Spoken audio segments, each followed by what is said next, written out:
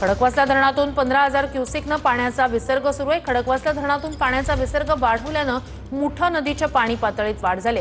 खडकवासला धरणातून पाण्याचा विसर्ग सुरू आहे। भिडे पूल पाण्याखाली गेलाय। अधिक या सगळ्या संदर्भात जाणून घेऊया आपले प्रतिनिधी योगेश बोरसे यांच्याकडनं। योगेश, काय नेमकी आता पुण्यातली परिस्थिती?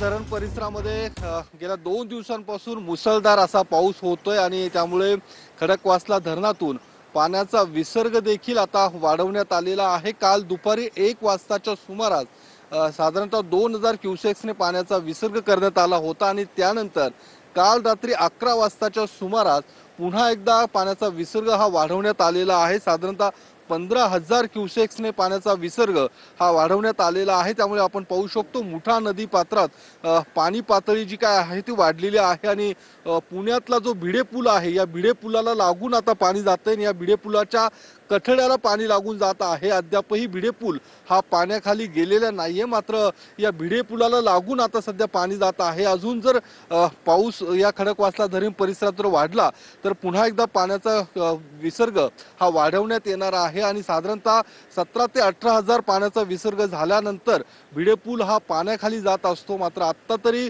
भिडे पुलाला लागून पाणी जाताना आपल्याला पाहायला मिळतं आणि संपूर्ण मुठा नदी पात्र जर बघितलं तर अशा पूर्ण भरून वाहताना आपल्याला पाहायला मिळतंय।